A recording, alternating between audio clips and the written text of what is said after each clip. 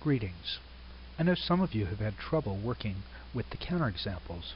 I thought it might be helpful if I sat down and recorded going through one carefully and showing you on a step-by-step basis another time. Let's take a look at one.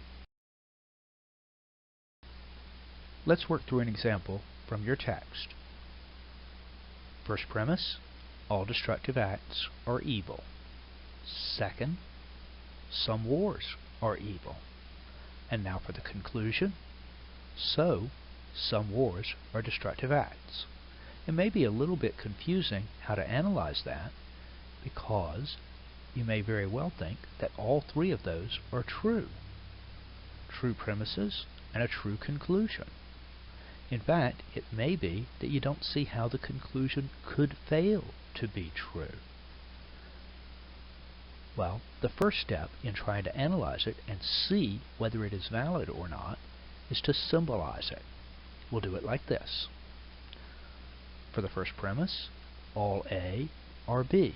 We're letting A stand for destructive acts and B stand for evil. For the second premise, that some wars are evil, well, we already know that B is the symbol for evil, and so we need something else. And let's say some C are B. Now we've got all the symbols we need. And for the conclusion, what should we say? We should say, so some C are A. Or, to spell it out all together, all A are B, some C are B, so some C are A. Now let's see what we can do with this.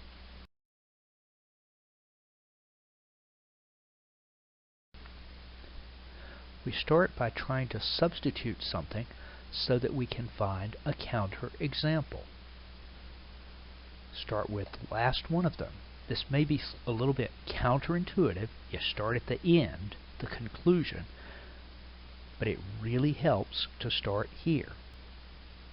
And you want it to be false. In fact, you want it to be a well-known falsehood. So we want some kind of conclusion, some C are A, where that is a well-known falsehood. Let's try this. So, some cats are dogs. Notice we've got C standing for cats and A standing for dogs. So, some cats are dogs. That's a well-known falsehood. If we can fill in the rest with truths, well then, we'll have something. In fact, what we'll have is a good counterexample. The first one was all A or B, and the second one was some C or B. Now, how do we do this? When we're trying to find a substitution for all A or B, what do we get? We know that A stands for dogs. So we want something, all dogs are something. And we also want that something, whatever it to be is, we want it to be something that some cats are as well. Let's try this. All dogs are animals. Is it true that some cats are animals too? Well, yes, in fact, it is. In fact, all cats are animals. But some, in logic, just means not none, not zero. So if it's one cat, or two cats, or even all cats, it's still true that some cats are animals. Now, take a look at this. Are 1 and 2 true? In fact, are they well-known truths? It seems like they are. Yet 3 is a well-known falsehood. What we've done is we've produced a good counterexample to this argument form by substituting in.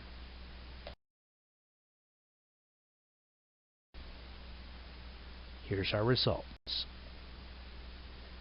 There's the basic argument form, and we've come up with this.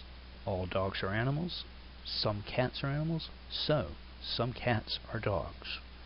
If this were a valid argument form, this all A or B and so on, then this last thing would be a valid argument. But since it has two well-known truths for premises and a well-known falsehood as a conclusion, it's clearly not valid. And so the same judgment applies to the argument form. It is not a valid argument form.